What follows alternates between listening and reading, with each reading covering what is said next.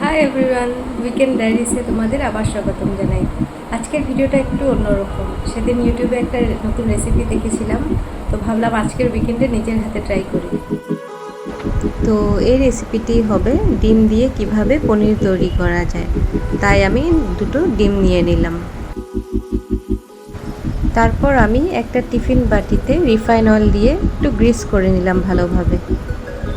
তারপর এক এক করে আমি দুটো ডিম টিফিনে দিয়ে দিলাম। সামান্য পরিমাণে একটু নুন দিয়ে দিলাম। তারপর একটি কাঁটা চামচ দিয়ে আমি ডিম দুটোকে ভালোভাবে বিট করে নিচ্ছি। আর এদিকে আমি একটা কড়াইয়ে একটু জল আর একটা স্ট্যান্ড দিয়ে বসিয়ে দিয়েছিলাম।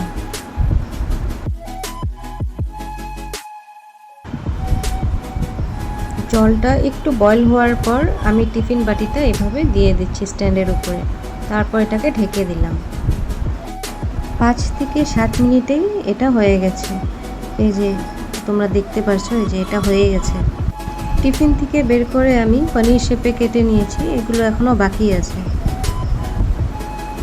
তারপর আমি এর উপরে হলুদ গুঁড়ো, জিরে গুঁড়ো, ধনিয়া গুঁড়ো আর লঙ্কা গুঁড়ো এসব দিয়ে মেখে নিলাম ভালোভাবে। আর সামান্য পরিমাণে একটু নুনও দিয়েছি।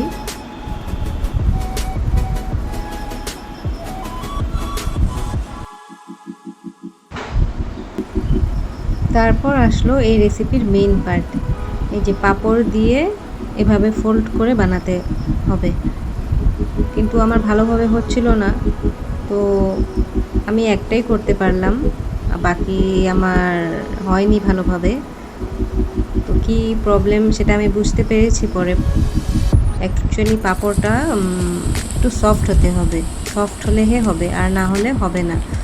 তো আমার বাড়িতে যে পাঁপড়টা ছিল ওটা একটু হার্ড ছিল, তাই শুধু একটাই বানাতে পেরেছি। এই যে দেখছেন, আর বাকি আমি পনির হিসাবে ভেজে নিলাম। এই যে একটা ওরকম বানিয়েছি, আর বাকি আমি এমনি ফ্রাই করে নিলাম। তো ফাইনালি এটা ট্রাই করো তো, তুমি এক বাইট নাও, দেখতে দাও কিরকম। খুব ভালো। তো এই ছিল আজকের ইউটিউব দেখে নতুন রেসিপি ট্রাই করার ছোট্ট একটা গল্প। তো নেক্সট উইকেন্ডে আবার তোমাদের সাথে দেখা হবে নতুন একটা ভিডিও নিয়ে। Till then, tata.